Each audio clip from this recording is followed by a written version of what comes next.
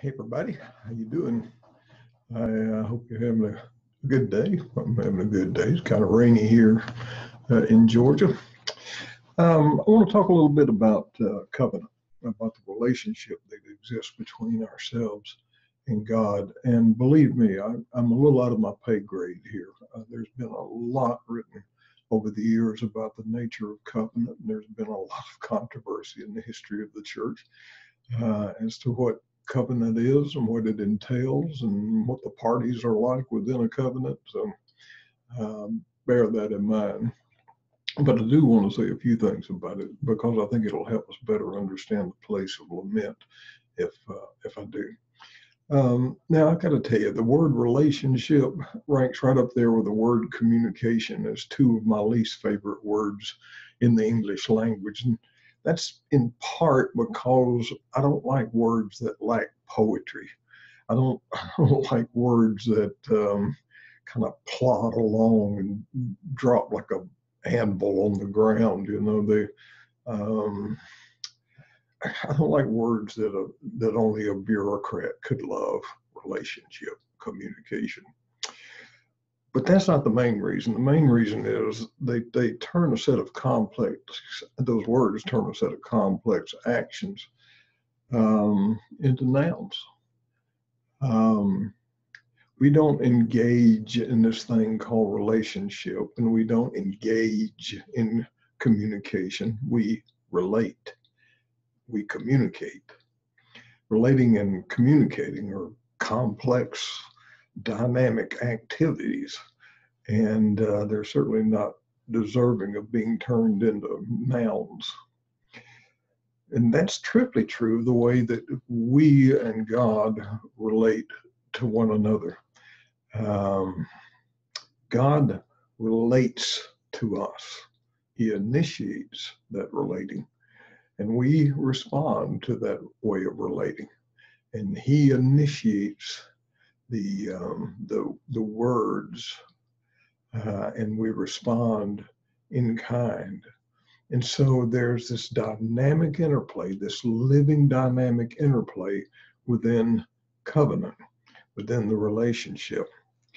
Now, like I said, a bazillion words have been written about covenant, and there have been major theological differences and discussions about the nature of covenant and the place of covenant. So I just want to kind of take a simple path here and say some things I think that most people will agree with in one way or another. I want to use the example of the marriage covenant. Now, Linda and I have been married, we've been married 46 years in a few weeks. And as those of you who are married know, that requires a lot of relating and it requires a lot of communicating. There's not a thing that is static about marriage, but marriage is a covenant. So when we got married, we didn't just simply stipulate certain things as if all we were doing was signing a contract. Some things got stipulated. But what makes this different from a contract, this covenant of marriage, is that it is the giving of oneself to another self and vice versa. And it is also a way of kind of anchoring yourself in this other person as they anchor themselves in you, that we come to depend upon one another. And trust me, after 46 years, sometimes it's hard to tell where one of us begins and the other one ends. And maybe that's what Scripture is driving at when it speaks about the mystery of this one flesh relationship. Now, in the context of that self-giving, as I said, we did stipulate some things. And you did too, if you participated in a traditional wedding ceremony, because we made vows before God and other witnesses. We promised to love each other and to cherish each other and cling to one another and to hold one another unconditionally. I mean, that's what all of that in sickness and in health, for better or for worse, for richer or poorer, is about. We're saying this is an unconditional relationship. there's that word. This is an unconditional way of relating. Now, the sickness part was severely tested last spring when I underwent a heart transplant. I mean, I was 23 and she was, I think, 19 when we got married. We were young, especially her. And we didn't ever look down the road to thinking about what would we do if one of us were to have a heart transplant. It's almost like you're hit with something that you didn't know you signed up for. And so, and in sickness and in health, you just never know what that might mean. And when you think about for better or worse, as I always say to especially young people whom I counsel in premarital counseling, when you say for better or worse, you have no idea how good better can be and no idea as to how bad worse can get. And so, see that within that covenant, there's the possibility for all sorts of things that happen. But see, it doesn't matter because the covenant that's giving ourselves one to another assures that though the way may get rough, nobody's going anywhere. We are in it for the duration. Now, so it's a giving of selves one to the other, but it also, covenant sets boundaries. Once you get married, you just can't do anything you want to. As we say, you just have to settle down. And before long, you have obligations, perhaps children, or perhaps buying a house, or whatever it is. You have obligations that require that you settle down, all within the boundaries of this covenant way of relating. Now, those kinds of obligations that come our way are among those things that lead us to maturity, to growing up into adults.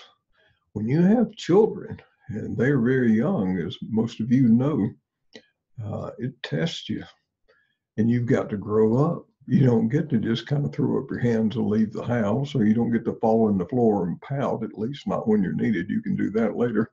But the children require things, and having things required of you makes you grow up, helps you to become a more whole person.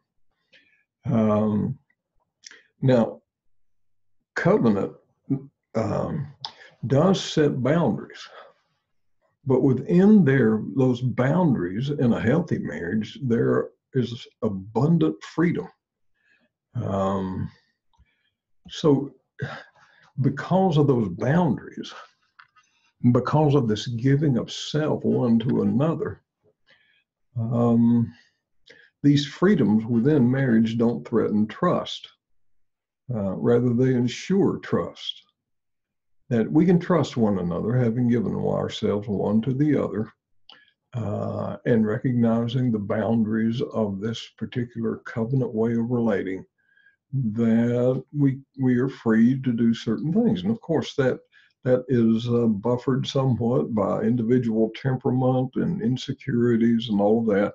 But ideally speaking, there's a lot of freedom within the boundaries of covenant and this giving of oneself to the other. So within marriage, there's room for exploration and self-expression and creativity and improvisation and things like that. But within that possibility, we need a good dose of wisdom. And we soon come to learn, one, that wisdom is hard won, but also that simply because you have the right to do something, that it is not necessarily good to do that thing. And see, we grow as moral agents in the context of this way of relating. Now, marriage is often compared to a dance. As a matter of fact, my doctorate is in child and family studies, and I trained to be a marriage and family therapist. And that was the principal way of thinking about marriage, that it's a kind of dance. And within that dance, there's room to move, But there's not unbounded freedom to move. I mean, you can jitterbug and you can waltz and you can boogaloo, or one of you can boogaloo while the other one waltzes around the room or whatever. But within those bounds, what you can't do is step over the fence and dance with another partner, if you get my drift. Brueggemann is partial to this way of thinking about covenant, as opposed to some traditional views of covenant. This is where it gets controversial, I recognize. In which God is seen as stable and static and unchanging, that humans then are expected to make all the right moves vis-a-vis the rock, as it were, that God is. Brueggemann suggests that that's a very limited way of thinking about covenant. And he compares it to a dance. And he says both parties are free to make their moves, but with only one stipulation. Neither party is free to leave the dance floor. Or to put it another way, we're free to dance as we please within covenant, but neither party can step off the dance floor and join with other people, as it were. See, that's the boundary issue. We have a lot of freedom of movement, both God and us, but there is also boundary. There's the edge of the dance floor, and it has to be respected if we are to remain covenant dance partners. So among other things, our ways of relating, God with us and us with God, evokes trust because of boundaries, because of the edges of the dance floor.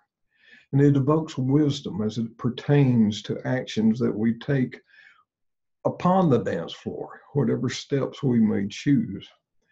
And this way of relating also evokes assurance by simply being what it is. That once we have given ourselves to one another, we belong to one another. Or as God said, I will be your God and you will be my people. Now, covenant relating is constituted by covenant communicating. In covenant communicating, praise looms large, as does thanksgiving. But so does lament. See, praise is a way of dancing with God, and lament is a way of dancing with God. Because some songs get our feet moving, and some songs bring us to tears.